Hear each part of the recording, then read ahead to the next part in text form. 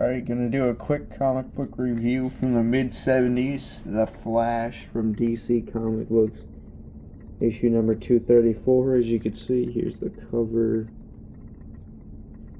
And I think it was solid, but it was kind of short because, as you can see here, they do a Green Lantern story, which is a total filler story that is terrible also.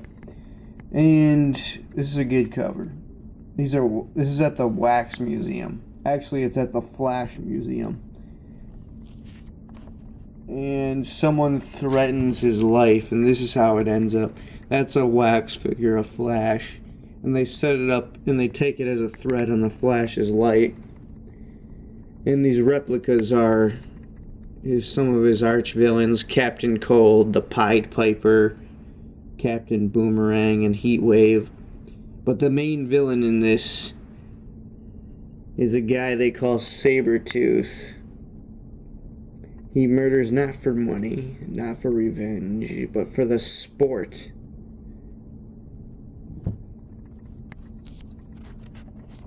So they fake the death, and they set it up, then it ends up hitting the papers. And this is the curator of the museum, and that's a reporter who's leaving the scene. And then they jam Barry Allen's wife into it, and this is really stupid, and he even gives her a kiss goodbye. Like within a millisecond. Oh, here it is. Bye, honey. So anyway, this whole thing was just a ruse set up by Flash because he heard Sabre-Tooth was in town. And so he set it up this way to force the guy's hand and have him come out, because they don't even know what Sabre-Tooth looks like. But what ends up happening is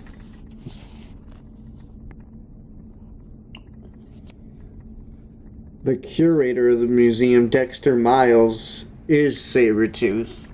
I mean, he's disguised as Dexter Miles. And he recreates the scene of the wax figures, and he arms them. They end up pelting Flash, as you can see right here. And then, so he fakes his death. He's not even hurt. And he waits for him to leave so he can see where the real Dexter Miles is. And he shows up in a flash and captures them in the end.